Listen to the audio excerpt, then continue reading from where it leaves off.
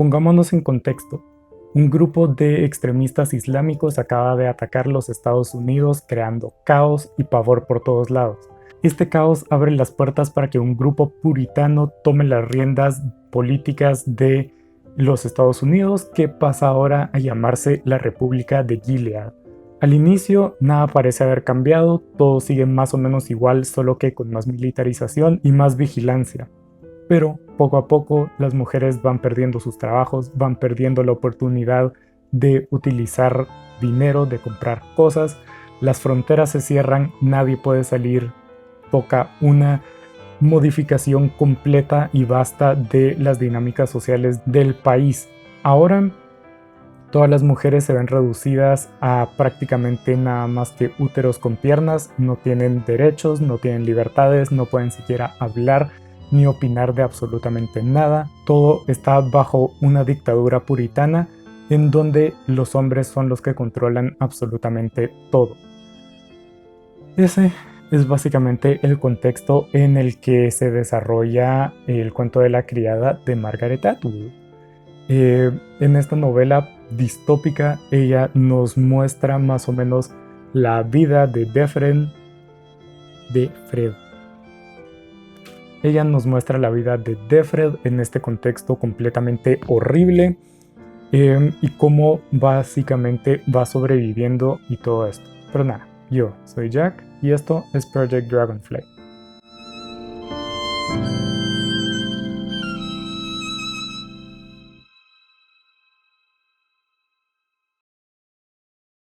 Esta novela, que parece al mismo tiempo más vieja de lo que es y más reciente de lo que es, publicada en 1985, pues como digo, Margaret Atwood nos muestra desde los ojos de Defred esta terrorífica y distópica sociedad.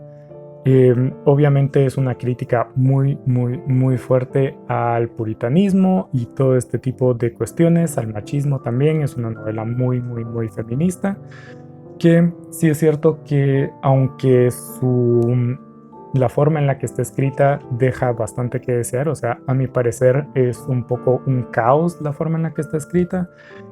Hay mucho recuerdo y recuerdo dentro de recuerdos, entonces no se sabe qué está pasando y qué no.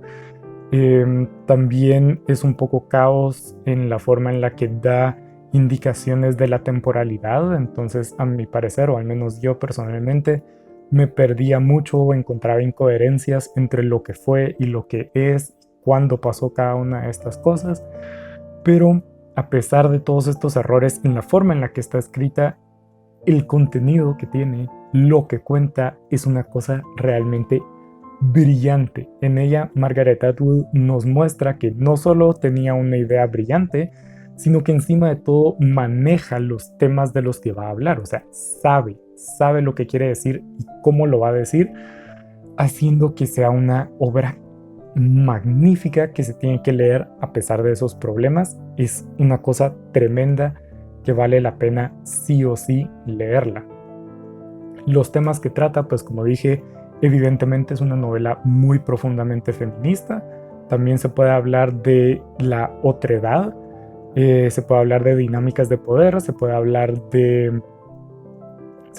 de resistencia e incluso da ejemplos de cómo funciona la geopolítica. Por lo que, como digo, Margaret Atwood realmente demuestra que conoce. O sea, es una cosa increíble leer esto y encontrar todos estos matices y toda esta profundidad dentro de esta historia. Pero bueno, esta fue la parte de review un poco más superficial, en la que pues simplemente, sin hablar mucho de spoilers y sin entrar mucho a profundidad, les hablo más o menos de los temas y qué me pareció en general la obra. la obra. Entonces, pues si eso es lo que les interesa, pues ahí está. Ahora voy a pasar a hablar un poco más del análisis, en donde pues voy a estar hablando y dando un poco de spoilers, por lo que ahí ya cada quien vaya a según su, no sé cómo es la expresión, pero si quieren vayan, si no pues aquí termino el video. Muchísimas gracias por ver. va a ser raro decir esto al inicio, pero denle un like si les gustó, comenten qué les parece esta sinopsis y todo eso, si van a leer o no el libro. Pero bueno, síganme también en Goodreads si quieren enterarse un poco de mis lecturas. Pero no, ahora voy a pasar a la parte de análisis. Entonces, pues sí. Pero bueno, como dije al inicio, la novela es profundamente feminista. Obviamente yo como hombre pues no me siento cómodo adentrándome a las profundidades de este tema, por lo que voy a dejar abajo en la descripción varios videos de mujeres hablando del feminismo en esta obra. Lo más que voy a decir es que obviamente trata mucho desde la perspectiva de como un segundo sexo. ¿Qué me está pasando en la lengua? Desde la perspectiva de un segundo sexo, algo muy Simone de Beauvoir. También habla mucho de la autonomía del cuerpo y económica. Pero como digo, no es este el lugar, o sea, no es este mi lugar para hablar. Entonces voy a dejar en la descripción videos y análisis que hablen sobre este tema, por si les interesa. De lo que, o desde la perspectiva en la que más o menos lo puedo ir tomando, es desde la subalternidad o el otro. Básicamente es esta idea de que, pues, como querer apartar todo lo que no es lo que soy. Es una forma un poco complicada de decir, pero básicamente de alejar a las personas que no se parecen a mí. Entonces, en esta novela se ve bastante, obviamente, con la cuestión de género y la división social que existe. Obviamente también dentro de esto se habla mucho o va muy relacionado, evidentemente, con dinámicas de poder y quién tiene el poder y quién no y quién está como oprimido y todo esto. Una de las formas en las que se ve bastante en la novela y que es una cosa muy increíble es la pregunta ¿quién puede hablar? El habla y el poder han estado o se han mencionado muchas veces juntos, lo cual es curioso. Y una de las cosas que se dice es básicamente quien puede hablar es quien tiene el poder. Las personas que no pueden hablar, obviamente abrir la boca y emitir sonidos no es eso a lo que me refiero, sino hablar a un público más amplio, hablar y como dar su testimonio a un público amplio, es a lo que me refiero. Eso es la indicación de quién tiene realmente el poder. Y en esta novela se ve bastante bien porque no solo está esta gran división de género, sino también se podría hablar de clase social, en la que están las mujeres que se identifican vistiéndose de rojo, que son las criadas, que es el grupo que definitivamente no se ven más allá que como úteros con piernas. Están las martas, que son cocineras y que se dedican a cuidar a las criadas, y están las esposas, es decir, van así en categoría. Y ahí se puede ver bastante bien cómo es esta dinámica. Las criadas prácticamente en ningún momento pueden hablar, de hecho los diálogos en la novela son muy escasos. Las martas, por el contrario, pueden hablar en ciertas ocasiones. Cuando están con criadas pueden hablar, cuando están entre ellas pueden hablar. Las esposas pueden hablar siempre que estén con mujeres, obviamente a veces no lo prefieren porque ven de menos a las que están debajo de ellas, pero pueden hablar, excepto cuando hay un hombre en la sala. Cuando entra un hombre, él puede hablar en todo momento, pero las mujeres callan. Y es una forma un tanto simbólica en la novela, pero realmente una expresión de cómo se maneja el poder, ¿verdad? ¿Quién puede realmente hablar? ¿Quién puede darse a conocer? ¿Quién puede expresarse con completa libertad y sin censura? También con esto se puede ver con los nombres. Defred realmente no es el nombre de la protagonista, pero esta parte de quitarle el nombre es como una herramienta de todo esto, de la despersonalización, que ayuda a, pues como digo, mantener a unas personas abajo, oprimidas, porque pues ya no son técnicamente personas. O sea, no en quitarles su humanidad, pero sí quitarles su personalidad y volverlas quien uno quiere que sean. En este caso, se quitan los nombres reales y cambiarlos por un set específico que no solo les quita la personalidad, sino que encima de todo las hace reemplazables, porque no es como que haya una sola Defred, sino hay una en cada casa, y cada vez que una Defred muera o desaparezca o sea asesinada, pues va a entrar otra que va a tomar no solo su lugar, sino que también su nombre. Esto es algo que se puede ver a lo largo de la historia, como por ejemplo en la invasión de América, como muchos de los pueblos indígenas, pues a los pobladores se les quitaron sus nombres originales y se les dio nombres de pila, así como Juan y María, y por eso es que ese es un nombre como increíblemente usual en América. Es simplemente la forma de quitar la personalidad, en el caso como histórico, quitarle su identidad cultural para poder adaptarlos o integrarlos o forzarlos a esta nueva cultura.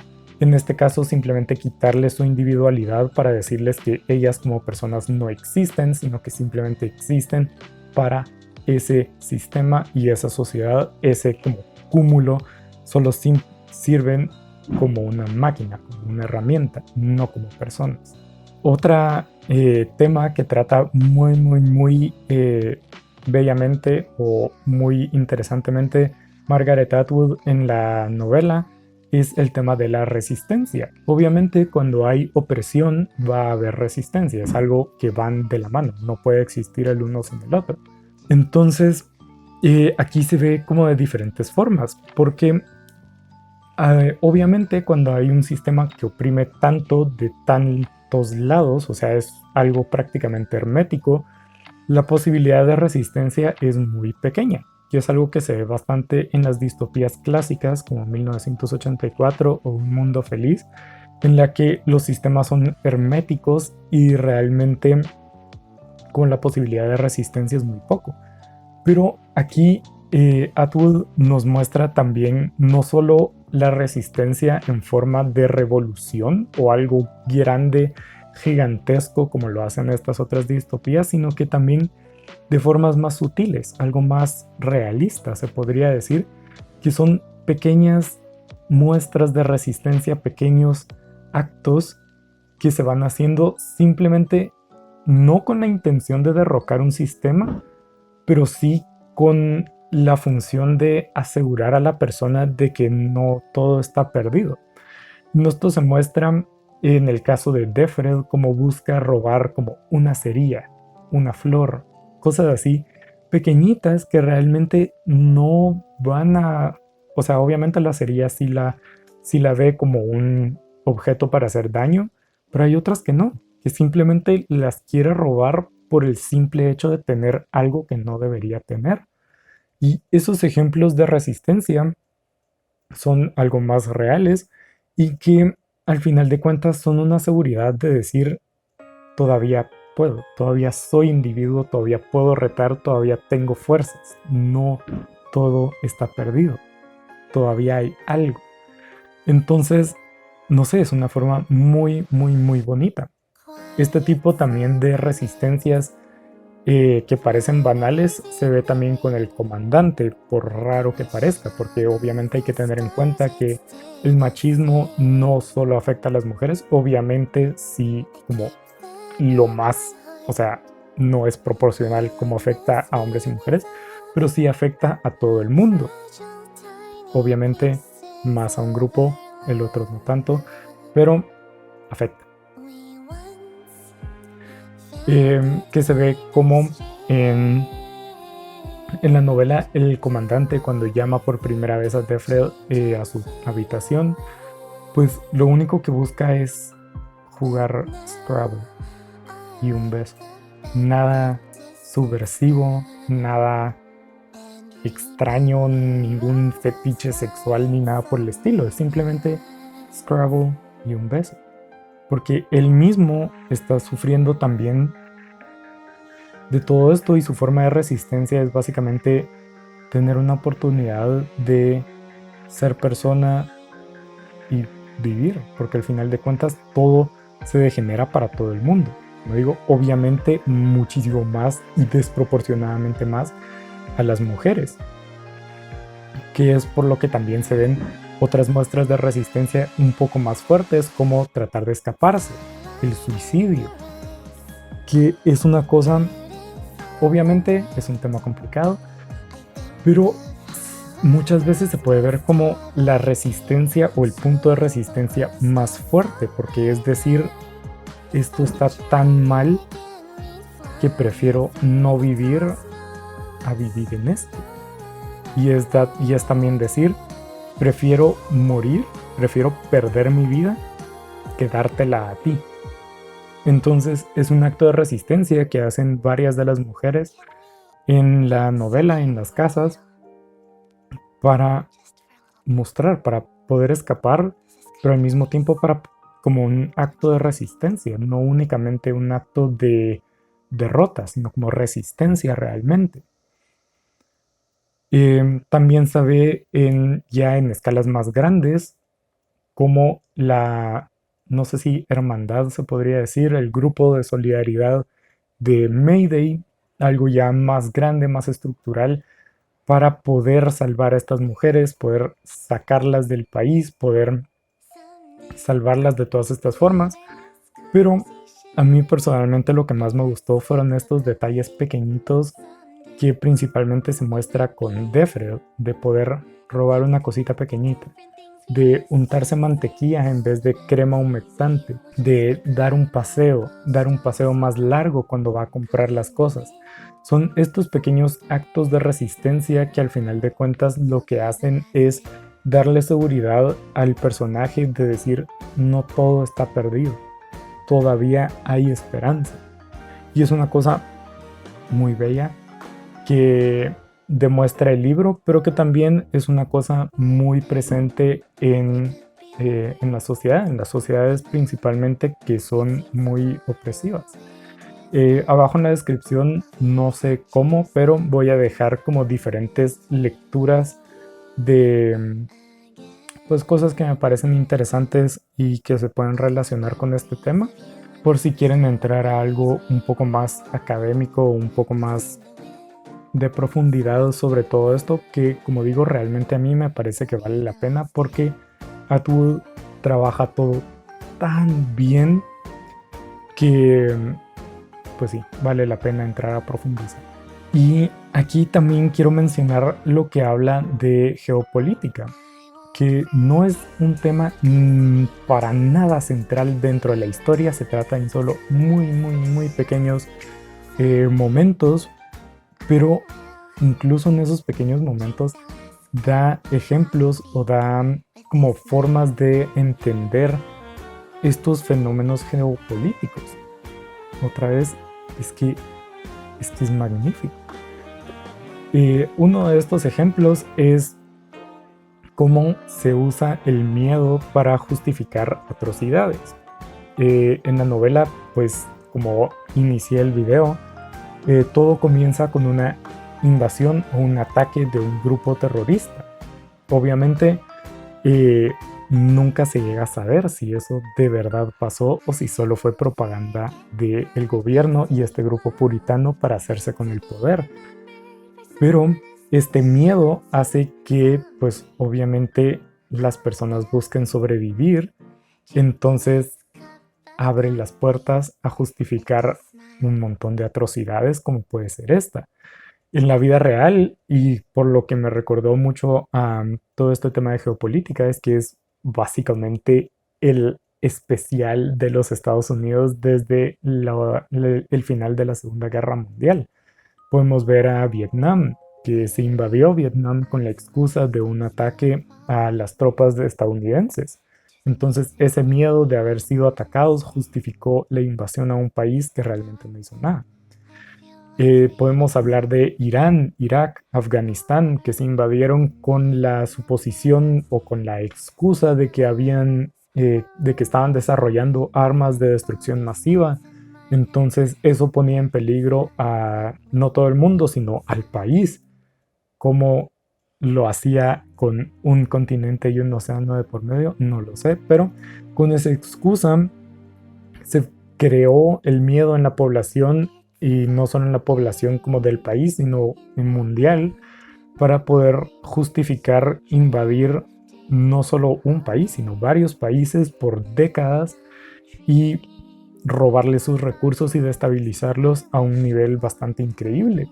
También lo podemos ver en Latinoamérica, países como Guatemala, como Chile, en las que el miedo no fue una cuestión tanto de guerra, sino política, que con este miedo fabricado se justificó en tal vez no invasión, pero sí golpes de Estado y golpes de Estado, dejémoslo, en estos países, simplemente por justificado por el miedo. Entonces, ahí podemos ver herramientas de guerra que usan países. Más que nada con ese detalle en que realmente nunca se sabe si el ataque fue real. Entonces, no sé, como digo, plantea esto de una forma muy, muy, muy buena. Y también permite entender el otro lado, cómo estos ataques abren la puerta para que grupos extremistas tomen las riendas de un pueblo. Obviamente hay que entender que quienes están armados en un contexto de paz y quienes tienen entrenamiento cuando hay paz son los grupos extremistas, porque ya de por sí están planeando hacer algo. Entonces, cuando llega realmente un evento desestabilizador, pues son ellos los que ya tienen armas, ya están preparados. Entonces son obviamente quienes pueden defender, y al defender se les ve como eso, como defensores, como héroes. Entonces en esta luz positiva tienen las puertas abiertas para tomar el control. Es lo que hace este grupo puritano para tomar el control de Gilead. Pero también lo podemos ver en la realidad, como en Ucrania el batallón Azov toma protagonismo y son los héroes. Como en Afganistán lo hace el Talibán, como en Palestina lo hace Hamas, que son grupos extremistas que no deberían ni de cerca tener el poder que tienen, pero se les da esta popularidad por verse como defensores. Pero por eso, entender que no es porque realmente lo hagan con una buena intención, sino simplemente porque ya tienen las armas y ya tienen el conocimiento. Entonces, al defender, ganan esta popularidad que no deberían de ganar y pues tienen las puertas abiertas para tomar el poder y tomar popularidad y ganar poder y ganar ciudades y todo este tipo de cosas. Casos concretos, como ya mencioné, podemos hablar de Azov, que es una cosa súper irónica porque una de las justificaciones que dio Putin para invadir Rusia e invadiir Ucrania, perdón, era el alza de neonazismo dentro de Ucrania. Pero al atacar y que se ve este evento como muy, como digo, muy normal en las sociedades, no sé qué tanto, porque no he leído mucho de este tema, pero sí se puede ver en varios ejemplos, le dio la oportunidad al batallón Azov, que es el grupo neonazi que estaba alegando Rusia que tenía mucho poder, de proteger Mariupol y proteger Azovstal. Entonces se les ve a estos neonazis como defensores, como estas personas que están luchando por el pueblo. También un error de los medios, pero se les está dando mucha cobertura a ellos, muchas entrevistas, mucho todo que al final de cuentas les da popularidad, agranda sus líneas y pues al final de cuentas les da poder. Entonces, no sé, como digo, esto no es tanto de un análisis geopolítico y todo esto, sino son ejemplos de cómo realmente pueden suceder estas cosas y no solo cómo pueden, sino cómo realmente suceden. Como no, es que no puedo decir normal porque no sé suficiente de este tema para decir como para decir que es normal, pero para ver que usualmente puede pasar que estos grupos extremistas como el grupo puritano, como Hamas, como Azov, toman poder cuando hay desestabilización política. Por lo que, no sé, como digo, es un libro realmente fascinante de leer. Siempre que se pase por alto un poco estos errores de escritura, que para explicarlos, pues básicamente como mencioné antes, hay muchos recuerdos, mucho recuerdo dentro del recuerdo, mucho, entonces se va como combinando en cuando uno ya hay momentos en los que no sabe qué está leyendo, en qué momento histórico lo está leyendo. Y otra cosa que a mí personalmente me perdió un poco es la parte de la temporalidad, porque Defred no es joven, pero no se establece edad. Entonces, antes de que tome poder esta dictadura puritana, ella ya está casada, tiene una hija, pero como al estar ya en Gilead, se habla como si tampoco fuera muy grande. Entonces, no sé, es una cosa de la temporalidad que me parece un poco complicada. También como habla de que Gilead lleva existiendo alrededor de unos 5 años, o al menos eso me parece.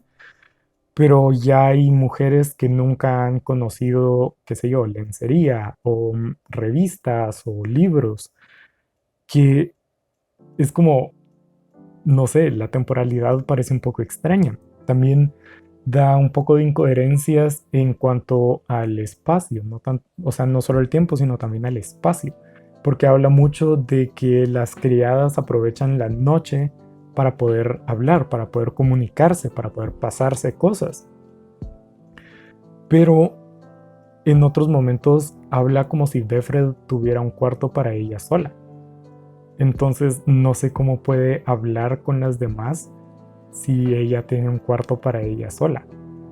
Entonces, como digo, son estos detallitos, o tal vez no detallitos, pero estos momentos en que la forma en la que está escrito confunde bastante y, o sea, no es muy buena.